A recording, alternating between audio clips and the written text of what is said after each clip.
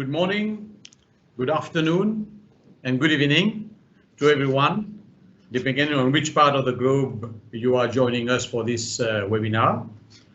I find that we have participants from Mauritius, of course, but also from London, Malta, Ethiopia, Dubai, and some other countries coming in. I am Clensy Appavoo, HLB Mauritius Chief Executive, and I shall be the moderator for this webinar today. It gives me great pleasure to welcome all of you to this webinar, which has for title and theme towards net zero, realigning business strategies for a sustainable future. A few housekeeping issues before we start. The webinar will have a duration of 1 hour. All participants have been kept on mute, and if you are not muted, please do so. We shall have a question and answer session at the end and of the different presentations that we'll have today. And I would request you to write down all your questions in the chat box, which is the second small box on the top of your screen. Don't wait till the end. You can send the questions, shoot the questions, as we say, as from now. And I shall collect all the questions, and then, of course, at the end, I shall ask the speakers to answer to your questions, right, that they should. Climate change, sustainability, and net zero commitments, we know well it has become the norm. It's no longer the affair of government only, nor of large or small economies or selected geographies. It concerns the whole world, and it is the focal point for everyone today. Businesses are now required to realign their strategies in order to contribute to a better future. The aims and objectives of HLB Mauritius in organizing this webinar are multiple, and I would like to summarize some of them for our audience. We expect to create awareness and share our understanding of sustainability concept as it is. We want to understand together the importance of sustainability in building a resilient business and economy. To determine how sustainability standards, certifications, and eco-labels can help business contribute to the SDG agenda. To understand the contribution of sustainability towards achieving the higher productivity in all spheres of business, to bring forward the circular economy concept and move towards sustainability, to identify new systems and metrics to track and benchmark progress, and finally to review the impact of measures taken by economic actors to mitigate carbon emission.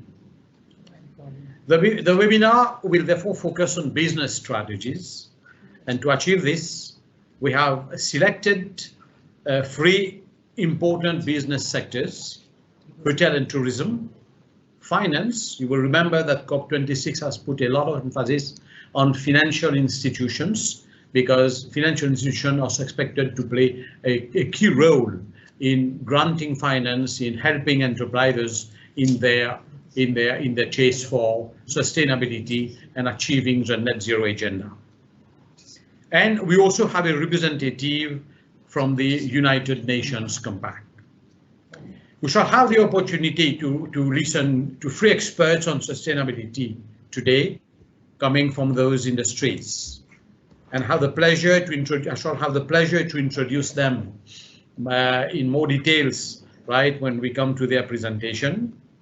We shall also have a senior consultant from HLB International's Executive Office in London, who will address a few words, but he will intervene at the end of the webinar. I would like, before we dwell into the webinar itself, go quickly into the agenda. We shall have a very short agenda. You will see after my welcoming speech, we shall have a short video. I shall come back to that.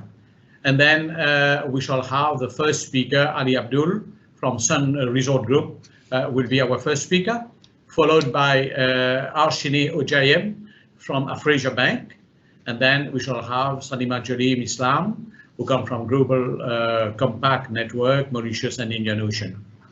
We shall allocate quite a number of a good time slot, some 15 minutes or more, for questions and answers. And of course, audience, that will be the floor will be to you. We are going to collect questions from the chat box, and I'm going to ask the different speakers to speak. And then finally, we'll end with the closing remarks. Without much ado, we shall kick off the webinar by a short video which will demonstrate the effects of climate change, erosion following global warming, and the urgent need for measures to ensure sustainability. So let's watch this short video.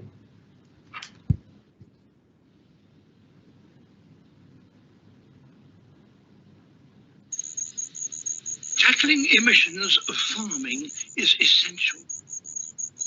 But by far our biggest problem, and the source of over 80% of our carbon dioxide emissions, is our reliance on fossil fuels.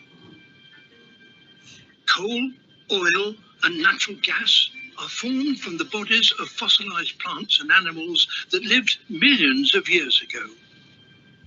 We have taken this ancient carbon, some locked away since before the dinosaurs walked the earth, and cast it into the atmosphere of today.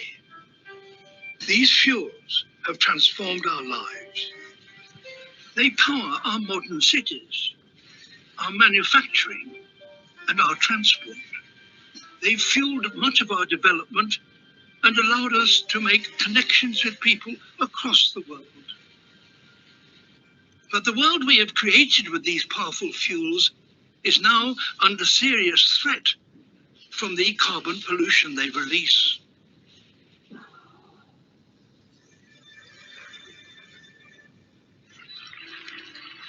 One example of this conflict is on the low-lying islands of the Maldives. I grew up very close to the ocean, and I have been swimming for a long time, and I've been diving for a long time, almost 30, 35 years. So I am very close to the reef and the ocean.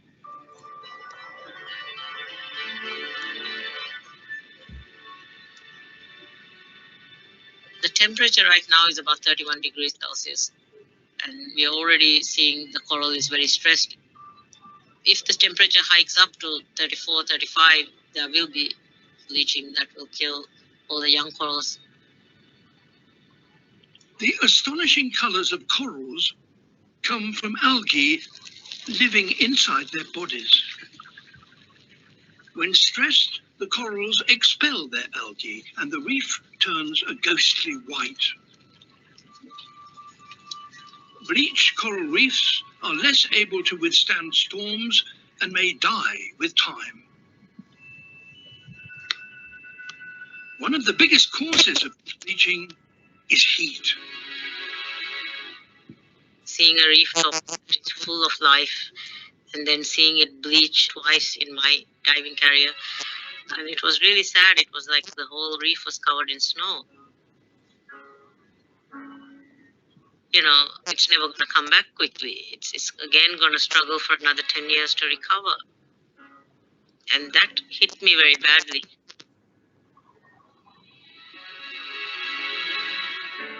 The ocean surface is almost 1 degree warmer than 100 years ago, and coral reefs from Hawaii to Australia are suffering in the heat. If the corals die, we will lose the fish that live and breed on the reef, affecting the lives of the 500 million people who depend on reefs for food.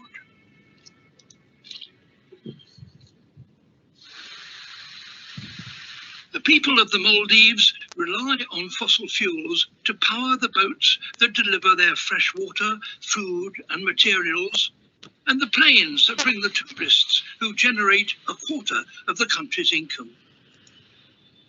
Yet those same fossil fuels are threatening the tropical paradise they call home. They, like all of us, are currently trapped in a conflict. tied into burning fuels that are causing such destruction. For the Maldives, a warming world threatens far more than just their reefs. Most of the islands are less than 1 meter above the waves. Any rise in sea level, changes in the ocean currents, and increase in storms impacts the coastline. This island used to be in the middle of this lagoon, and this tree was almost in the middle of the island. There are 2 trees like this one and the one that's standing there. So it's completely eroded. This will probably go in another 5 years, though. Yeah, maybe 5.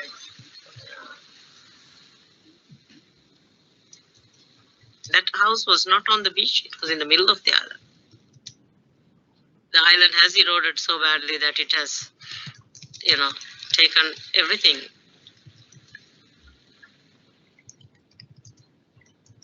A lot of the climate change that is happening is beyond our control. We are the first people to feel it, and we are the most vulnerable.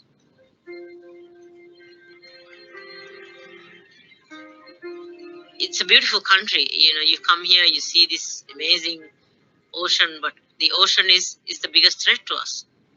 The very ocean that we are proud of.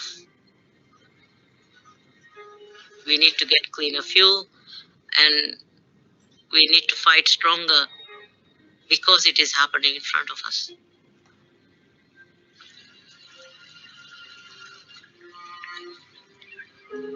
Soon, all of us are likely to be affected by the increasing heat.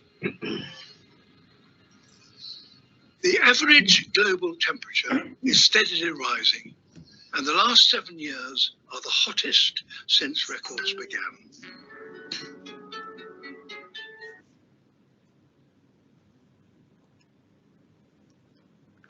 This video is evidence of global warming, and we see what has happened in the last 6-7 years and the effects that we can expect to continue on our planet. It is very true that small island states are those which are most at risk, and this forms part of Mauritius also, which is a state in the storm's eyes, as we say it. I now have the pleasure to introduce to you our first speaker. Mr. Ali Abdool is somebody who is passionate about travel, nature, and sustainability tourism issues, and is currently the sustainability specialist at Sun Resort, which is a hotel group in Mauritius, which focuses on ecotourism, responsible tourism, and impact tourism. Ali is an advocate of impact tourism, handprint. He calls it handprint approach rather than the footprint. The handprint innovation approach guides business to develop or improve products and services, aiming to add value to satisfying customers' demand while addressing the sustainability risk and opportunities. Ali is also very active on the social arena, and he acts as the enforcer for the Sun Children Cancer Trust. Ali, the floor is to you. Thank you very much, Clensy. So good afternoon, everyone. I'm here to take you on a journey about the sustainability program at Sun Resorts. So Sun Resorts has inspired itself for the net zero framework for business from the Cambridge Institute for Sustainability and Leadership. The four main components are we need to align our organizational purpose. We need to set up our business goal. We need to enable a net zero practice within our value chain, and we need to engage within our stakeholders. Next, please. Following that framework, Sun Resorts has reviewed its sustainability strategy. Previously, we do have our sustainability strategy, but we didn't have clear goals, set up goals. So following that framework, now we have set up clear goals within Sun Resorts, where we have, for instance, we are inspired to have a 50% reduction in our carbon emission, to have a zero single-use plastic, to have zero food waste to the landfill, to reduce our food waste by 50%, and many more. Next, please. This is to give you a brief highlights about our sustainability program. Sun Resource has moved from a traditional CSR program into creating a CSV, where we're creating share value for our guests and our stakeholders. Sun Resort is a member of the UN, Global Compact Network. Our program has been recognized and won several awards. We are Earth-Check Travel Life. We are listed on the SAMC. Next slide, please. I give you a few seconds to reflect on this. I saw this picture online and I thought of sharing it with everyone today. There's not much I can say.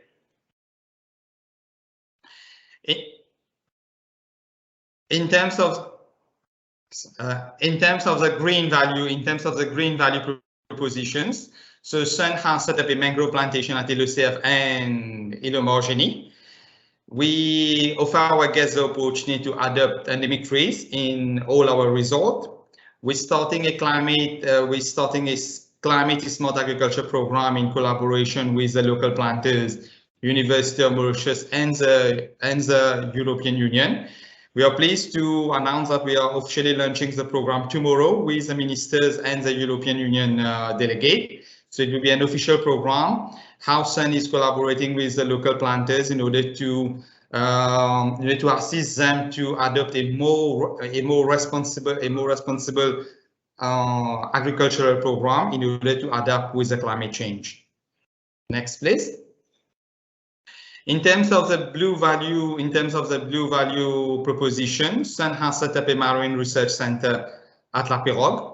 We are currently working towards creating a Long Beach coral nursery, and we have our LOCF biodiversity hub. Traditionally, everyone has been working towards planting trees as a means of CO2 offsetting. We are trying to innovate because we are actually on an island, and trying to advocate for coral reef as a means of CO2 offsetting. It's not there yet, but we are looking forward to be there very soon. Next, please. To give you a brief about our roadmap at La Pirogue, we started La Pirogue Marine Research Center back in 2018. It was a collaboration between Sun Resorts and the University of Mauritius. The program has been a great success, where we have to employ a full-time marine biologist. We restore the coral due to the COVID. There was no activity, so coral that was taking 7 years to grow. In 5 years, we have successfully restored 3,000 square meters of coral. The consequences is it is very impactful. We need to act now if we want to leave a positive handprint for our island and for the future generation. It is a small project for us, but we think this could be really a game changer, and we are very optimistic for what we're fighting for at Sun. Next slide, please. I invite you to see a small video what we have compiled our initiatives at Sun Resorts.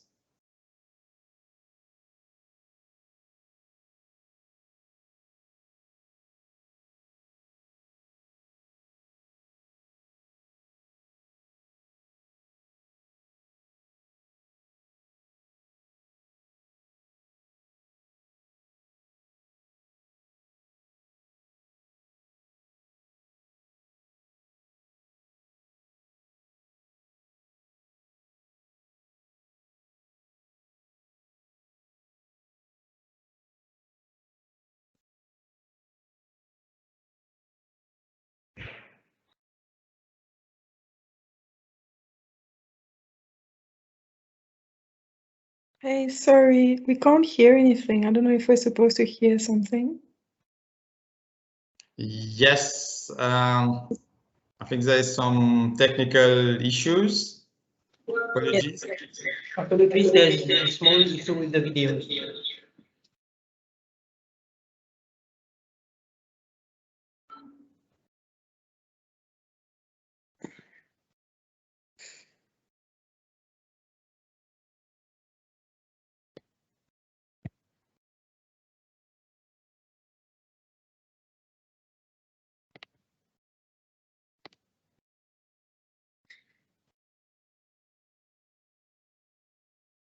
Well, thank you very much, Ali. It's Thank very you. interesting to see what the hotel you are an example of what the hotel industry, right, is doing in Mauritius, and we congratulate you for those initiatives. Very good. I now have the pleasure to introduce to you our second speaker, who comes from the finance world. We are going to welcome Harsheenee Aujayeb, who is Corporate Sustainability Officer at AfrAsia Bank, which is an important banking institution in Mauritius. Harsheenee is somebody passionate about sustainable development in the corporate world. As a Corporate Sustainability Officer at AfrAsia Bank, our main responsibilities today are include implementation of an environmental and social management system for the bank. Prior to joining to AfrAsia Bank, she worked as a senior sustainability analyst at EcoVadis, a global provider of business sustainability ratings. Harsheenee was also involved in methodology improvement projects, clients debriefings, and provided in-house training session in the EcoVadis assessment. Holder of a master's in sustainability development and a BSc in agricultural biotechnology, Harsheenee has over 8 years of experience working in the field of sustainability, auditing, and corporate sustainability. Harsheenee, the floor is yours. Thank you, Mr. Appavoo. So hi, everyone. I'm actually very pleased to be on board with you guys today to share my 2 cents worth on financing the SDGs, the role of the financial sector, and how this can actually contribute to net zero economy. Now, as a sustainability practitioner and non-financial person working for a bank, I have some interesting insights and observation, which I'll be very happy to share with you guys today. I think the main message is that we cannot move towards a net zero economy if we do not take into account the SDG as a whole. Now, I'm sure that all of us have either heard so much about COP26 or have attended all the session and read about the various commitment and call for action that were shared with the world.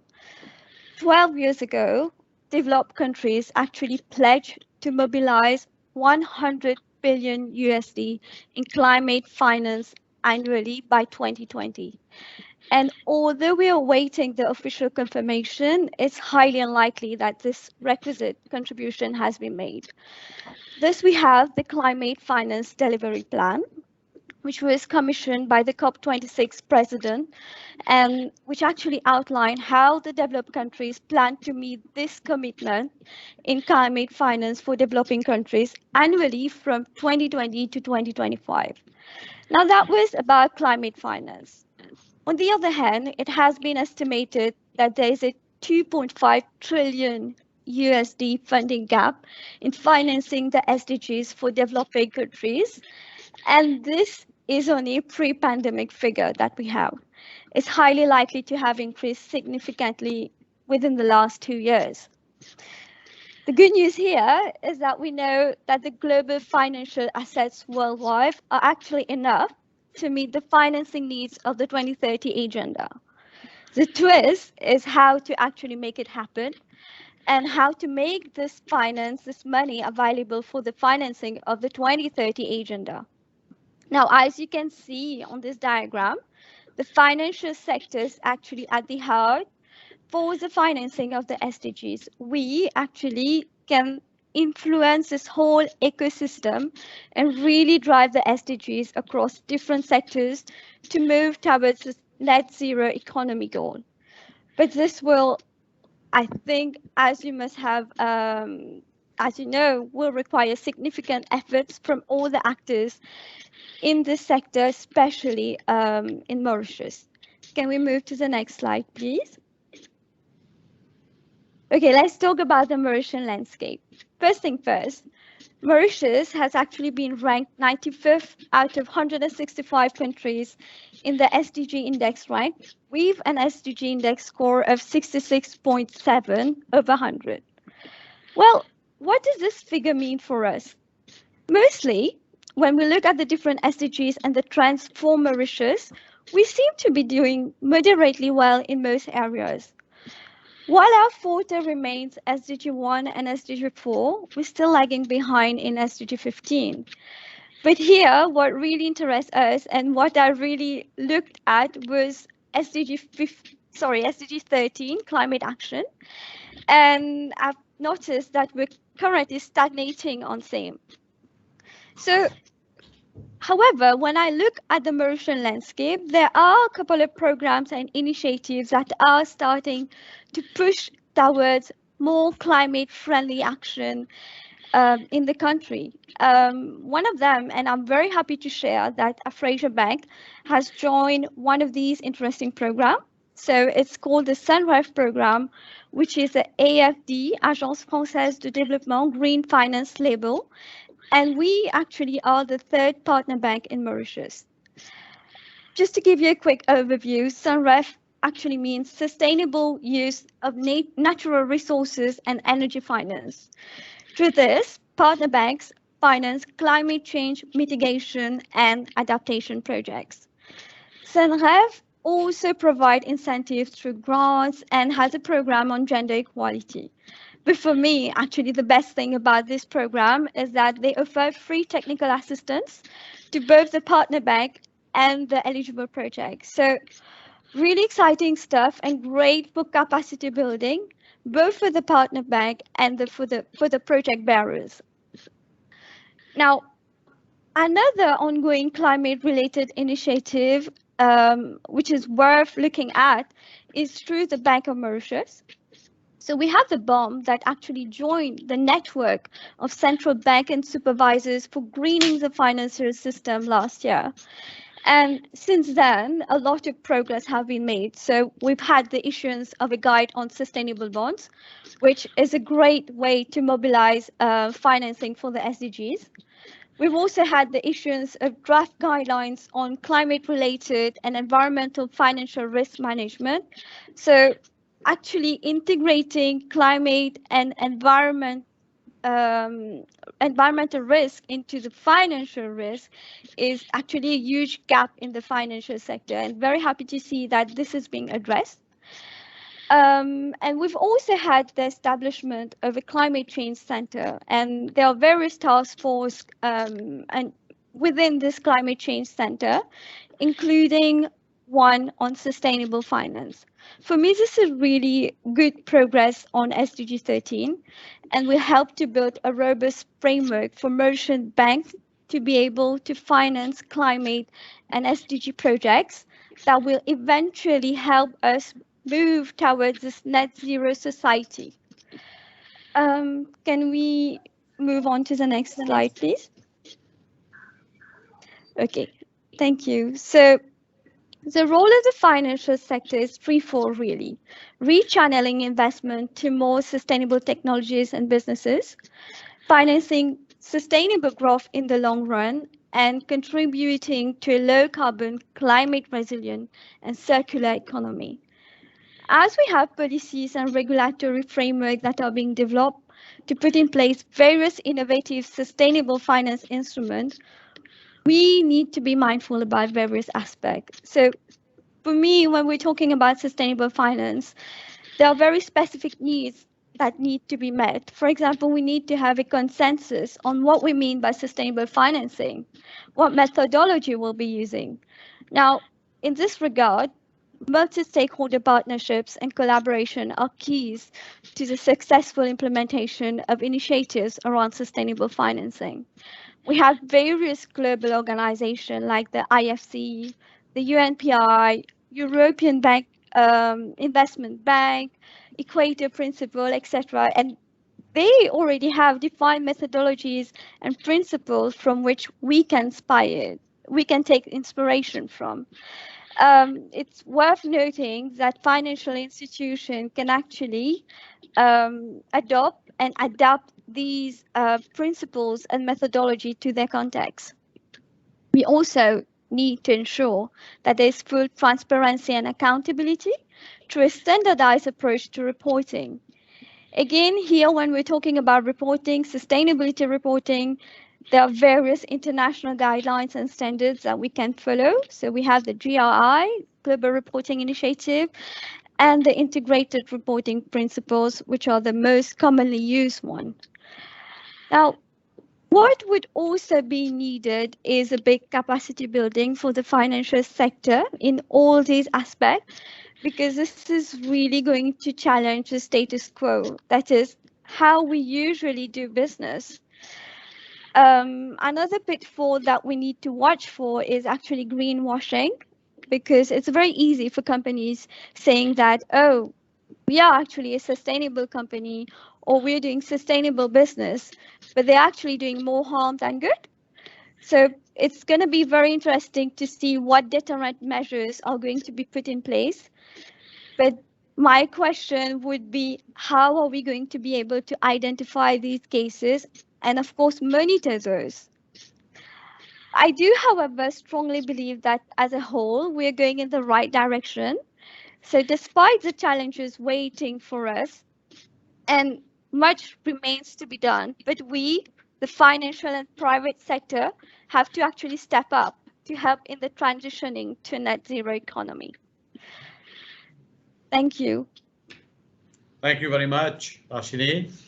Very good. It is very nice, very interesting to see that Mauritius has taken some very good steps forward, and that the finance sector is very live, right, in the fight or on the agenda for sustainability. Our third and last speaker is Salimah Jaulim Islam, with the manager of UN Global Compact, Mauritius and Indian Ocean. Holder of an MSc in Project Management for Sustainability Development and a practitioner certificate in Neuro-Linguistic Programming, Salimah Jaulim has a demonstrated history of working on corporate sustainability projects. Prior to joining the UN Global Compact Network, Mauritius and Indian Ocean, Salimah held the post of Sustainability Officer at Arel Malak Group, where she helped set up the sustainability strategy of the group and also advised business units on their respective sustainability and inclusion plan. Salimah, with much pleasure, we invite you to take the floor. Thank you, Mr. Clensy Appavoo, and thank you for this opportunity to talk about the science-based target. But I just want to briefly introduce the UN Global Compact. The UN Global Compact is an initiative of the United Nations. It is a call to companies to align their procedures, strategies with the 10 principles in the area of human rights, labor, environment, and climate in order to achieve the 17 SDGs. The UN Global Compact is present in 69 networks around the world, and one of the networks is the network Mauritius and Indian Ocean. And at the UN Global Compact, corporate climate action is central to our mission. And I must say that we are driving it ambitiously through the Science Based Target Initiative, SBTI for short. Now, launched in 2015, the SBTI is a partnership between the CDP, the World Resources Institute, WWF, and UN Global Compact. What we understand by science-based targets that are considered science-based if they are in line with the latest climate science deemed necessary to meet the goal of the Paris Agreement. So in short, we can say that science-based target shows companies how much and how quickly they need to reduce their greenhouse emission to prevent the worst effect of climate change. Since the Industrial Revolution, you can see that human activities has increases the greenhouse emission drastically, and we can see the rise in carbon emission, in the concentration of emission in the atmosphere, and they are higher than it has been in human history.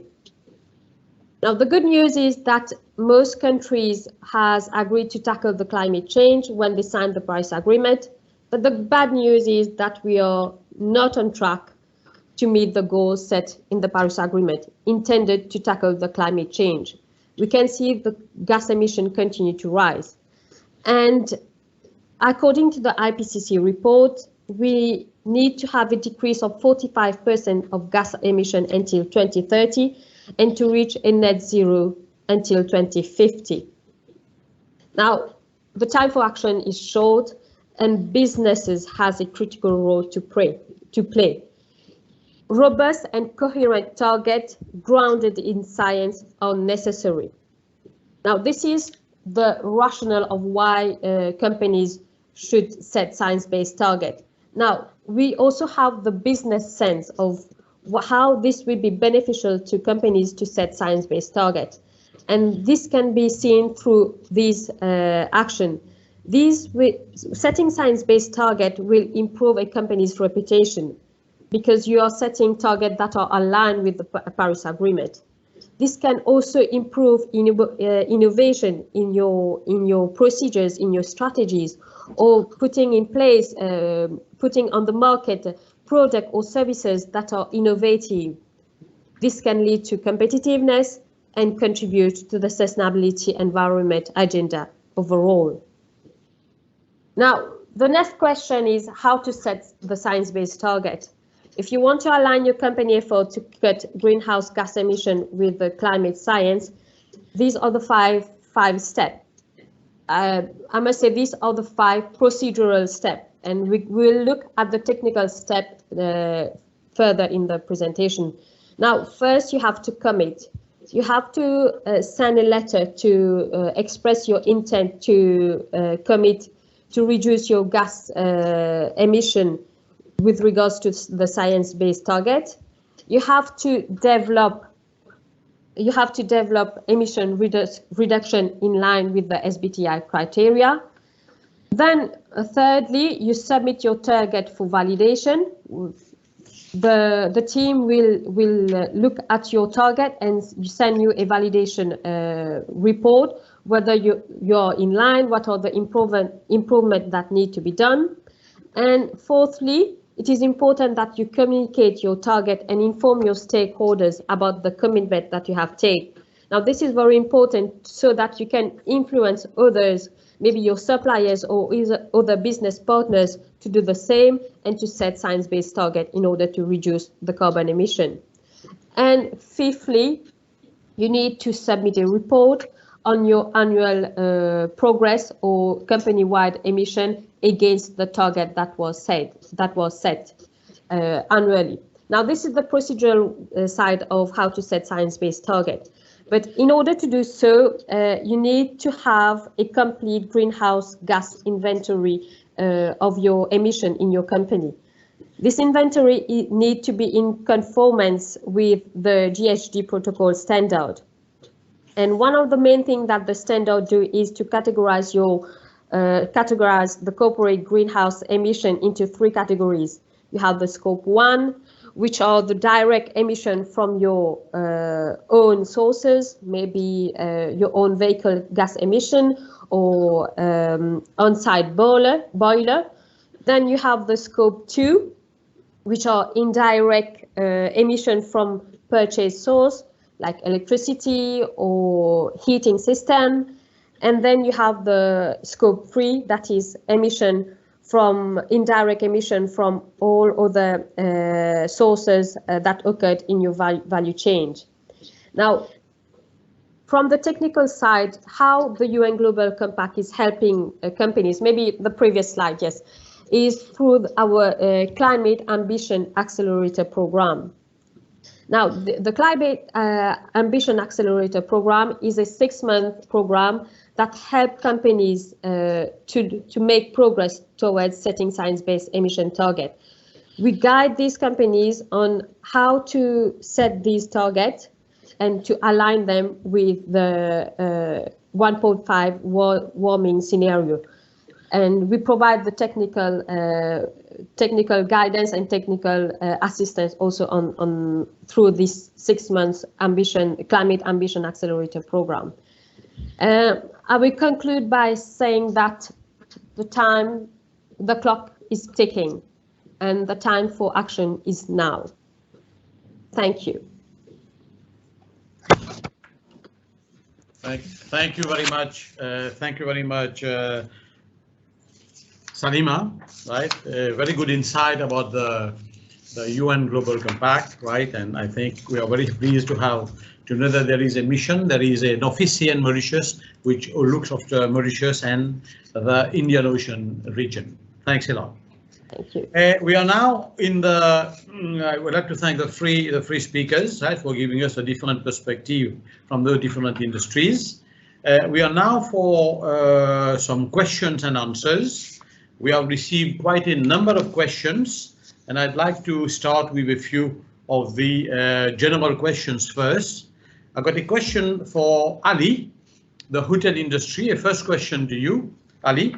This is how it reads. The hotel sector, according to Jones and Comfort 2019, is identified as one of the tourism sectors that can be used to leverage and promote sustainability development goals, SDG.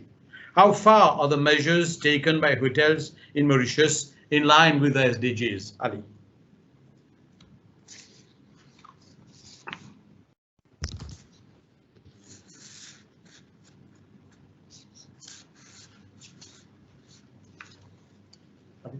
Ali, you're on mute.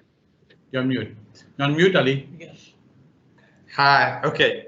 The hotel industry in Mauritius has been doing quite a lot since quite a long time. Within the CSR programs, they have been addressing the no hunger, no poverty within the locality where we operate. And Sun Resorts recently, with all its program with coral farming, is also addressing the life below water. Through the various partnership program, engaging with our suppliers, with all our partners, we are also addressing the SDGs in terms of partnership. So there's quite a lot the hotel industry is doing right now, and I'm sure with the coming days, with the coming new UN Global Compact local networks, there's more that we would be doing very soon. Thank you, Ali. Thank you very much. Harsheenee, I've got a question for you. To what extent is the banking sector sensitizing enterprises on the need for sustainability development? That's a very tricky question, actually, because on one hand, I think a lot is being done from the banking sector in regards to raising awareness on sustainable development. Like we have various initiatives at AfrAsia itself. We have the AfrAsia Bank Sustainability Summit.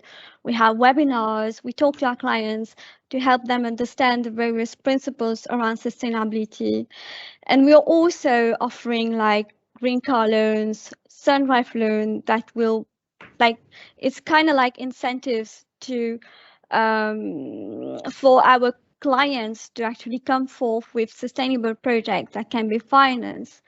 Now, but as a sustainability practitioner, I think this is not enough, and the banking sector really need to step up, and not just the banking sector, but the financial sector, because there's so much more that we can actually do to sensitize or incentivize, sorry about that, enterprises, so that they actually have that confidence that when they come with a sustainable project, the bank, the financial institution is going to know what they're talking about, and they're going to get the relevant financing that they need. Yeah, SPTI. Yeah.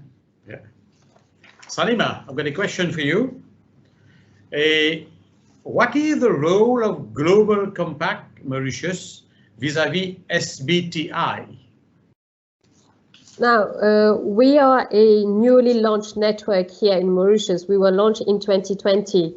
And next year, we will collaborate with SBTI for our climate ambition program, that, like I mentioned, because this is a collaborative program that we will have the participation of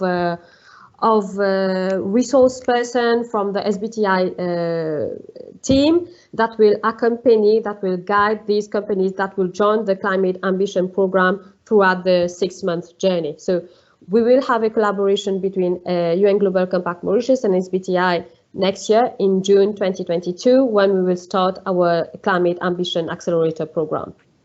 Thank you, Salimah. Ali, I come back to you. Offsets on voluntary carbon markets are the main strategy to ensure carbon neutrality of touristic products. However, the integrity of those markets has been decried by NGOs.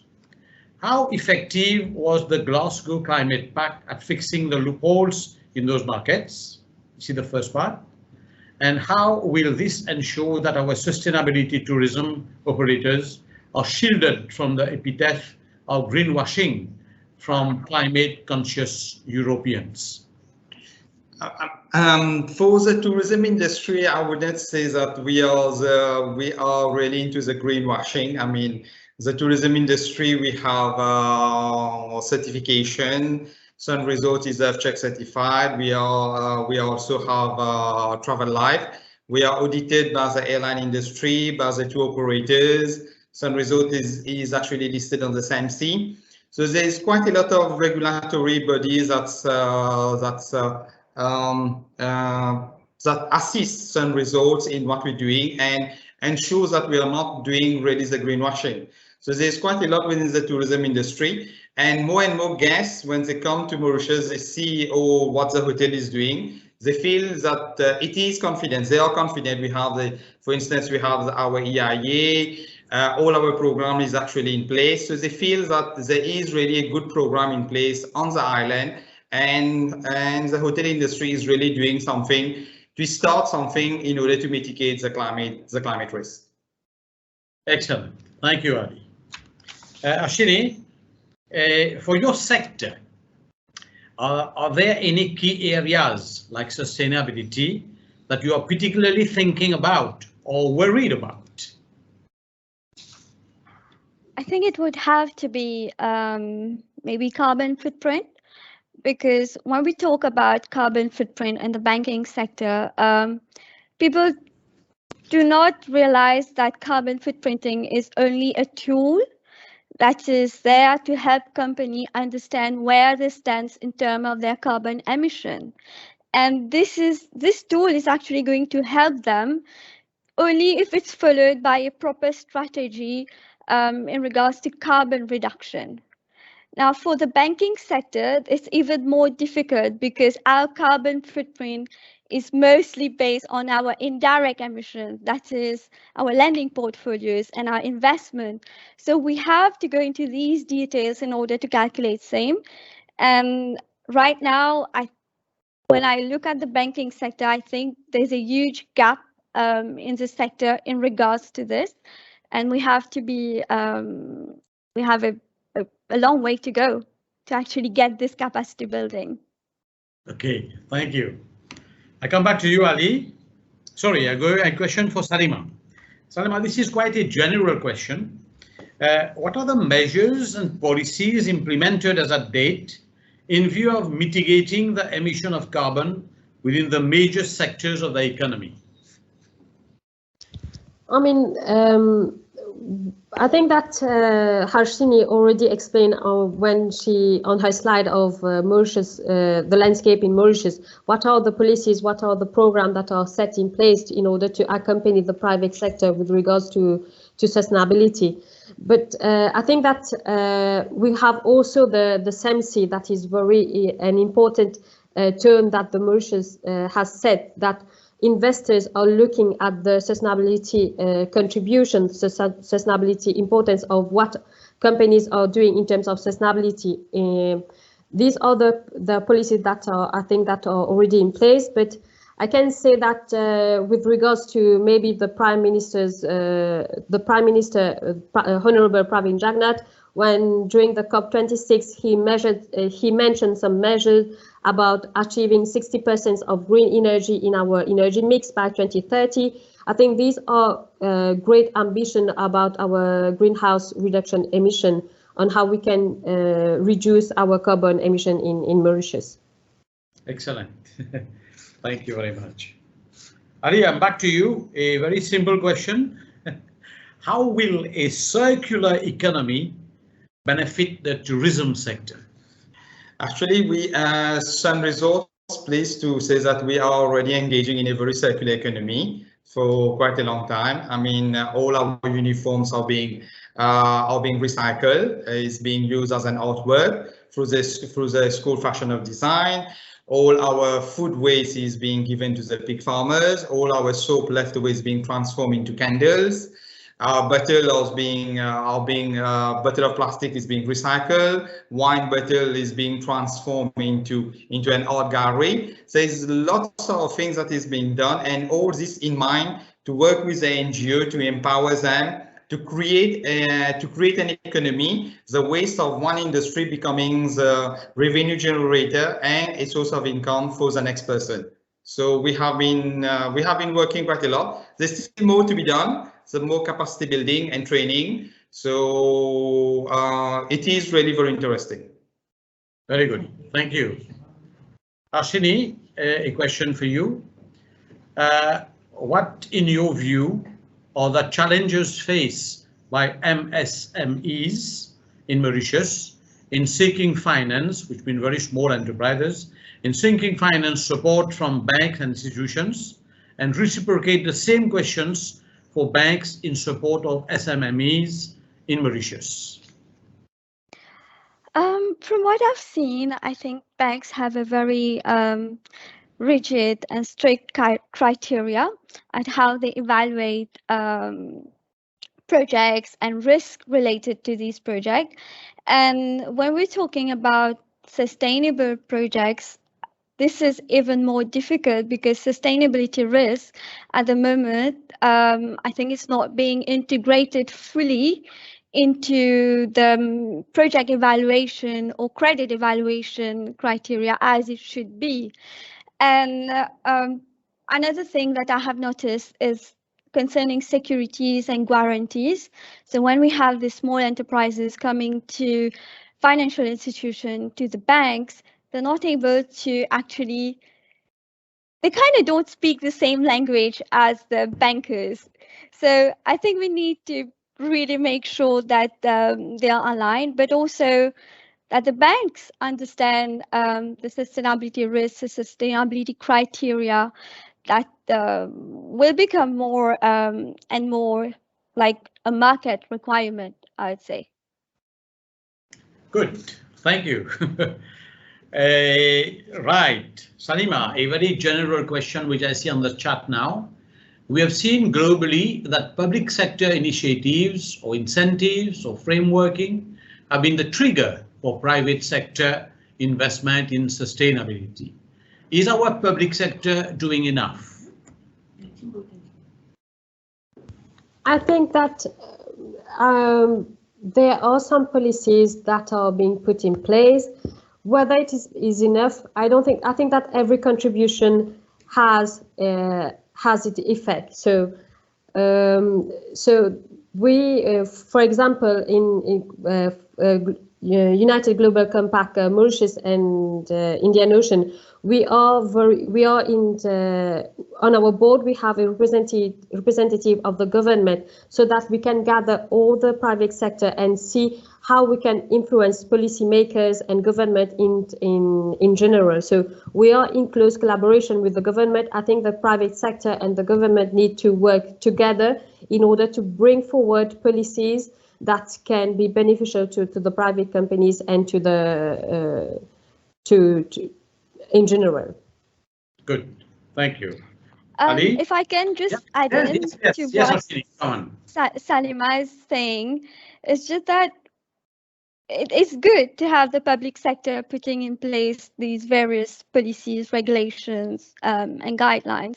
But I think also that the private sector has the capacity and the agility to actually drive sustainable changes and to make, to implement innovative solutions. So we don't have to wait actually for the public sector to come up with these incentives. We can actually drive this change.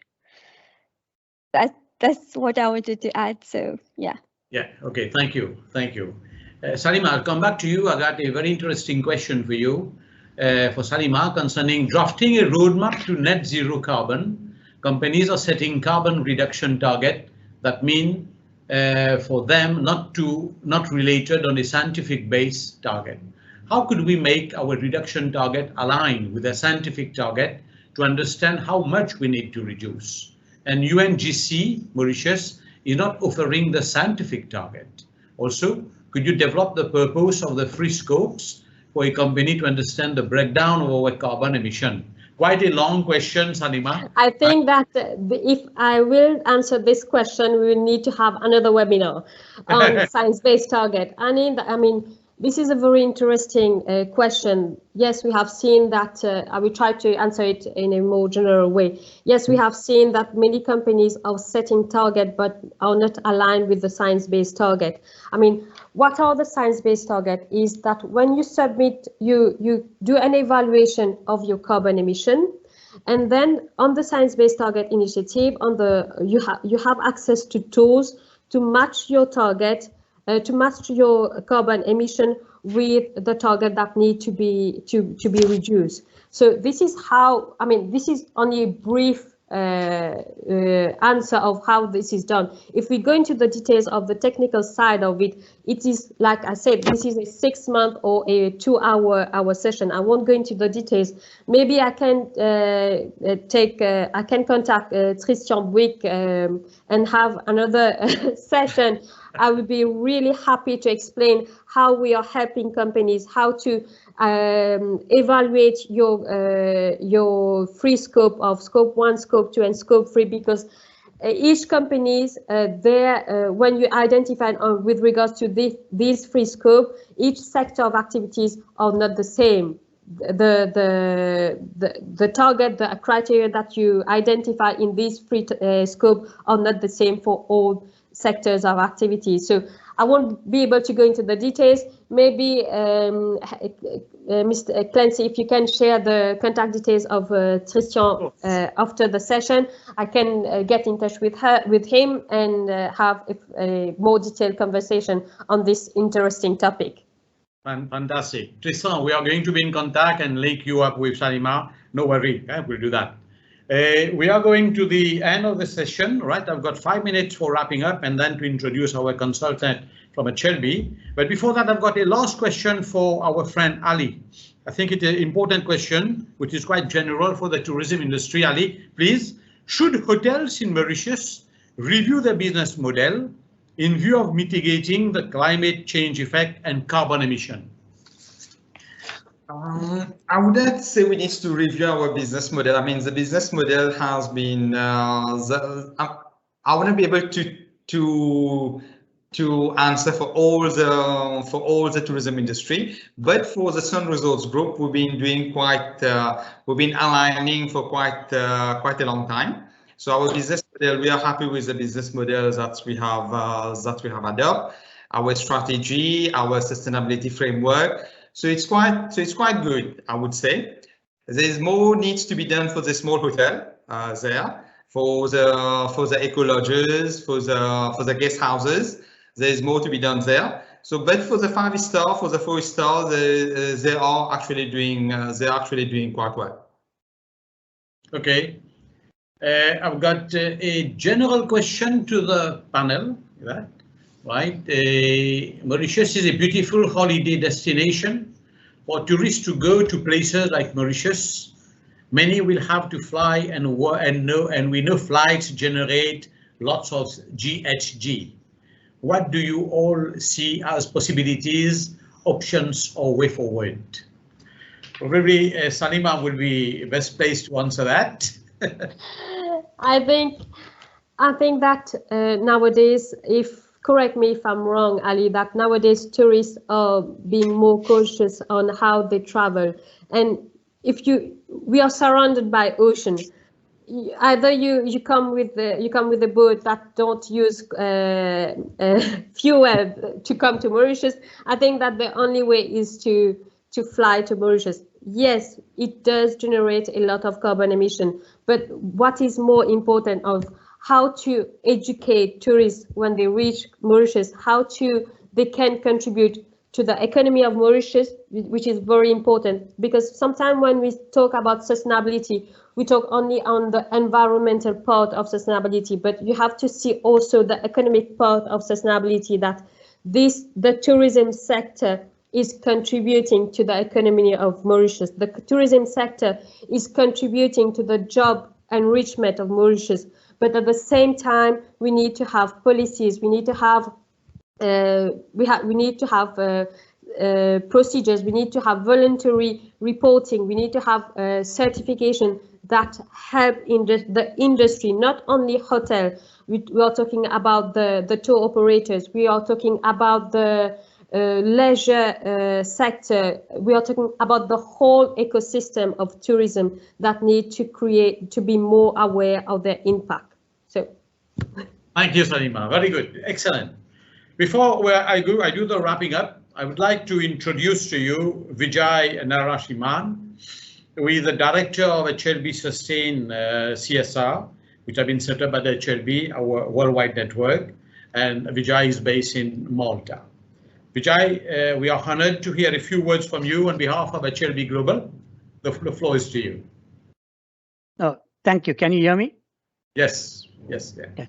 No, thank you, Clensy, for this fantastic webinar, and the panelists who have been absolutely fantastic in their presentation and answering all the questions. You know, I can see more questions on the chat, but it has been an exciting learning for me as well.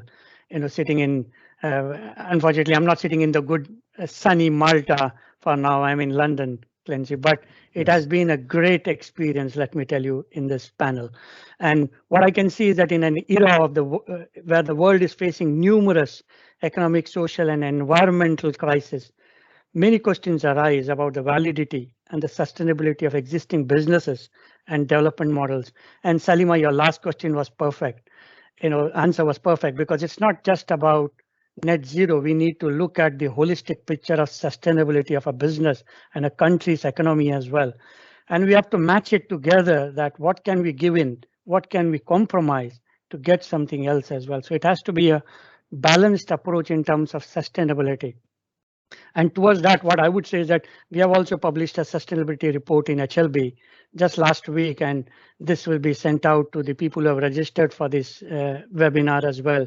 And what we also do for the benefit of the viewers and everybody else, we do work with HLB Mauritius, who are taking the forefront with this webinar in terms of sustainability activities on behalf of HLB. So thank you, Clensy, for you and your team who are taking a great strides in promoting this idea of sustainability, net zero. We do, as I've heard, you know, Salimah talking about the 5 steps. I have sort of acronymed it as CDSCD, you know, sort of commitment, development, and all of those things are important in some measuring. But it is important in terms of science-based target to understand what's your carbon footprint first. Yes. And that's the first thing of awareness. And we in HLB Mauritius do help and support that as part of carbon footprinting, as Harsheenee, you also mentioned, you know, do we know our carbon footprint? And also looking at sustainability as a much more holistic picture. And we are also talking as HLB, not only as an HLB Sustainability Advisory Services, we do talk about ESG and CSR together, because people are forgetting that ESG is also an important piece where economic, society and governance becomes important. So thank you, Clensy, and the panelists for an enlightening, you know, sort of webinar. I enjoyed it much. Thank you, Vijay. Thank you. So we have reached now the end of the webinar. I hope all participants have enjoyed it. By looking at the number of questions we had, we have not been able to answer each and every one. You excuse us for us. I would like to say a big thank you to the speakers, to our 3 magnificent speakers, right? Very knowledgeable, and you have shared a lot of knowledge to us and to our audience for the very active and prominent participation. I'd like to thank the organizing team of HLB Mauritius who are around. And a big thank you to all participants who have been with us today. HLB Mauritius will continue with more events, as Vijay has said, in the very near future. And if ever you need any services, any advice, any talk, any conversation with us, we shall be very much happy to be there and to answer to anything that you have. So everyone, I say a big thank you to all of you. And so we are going to meet very soon. Thank you very much. Thank you. Thank you. Thank you. Thank you. Okay.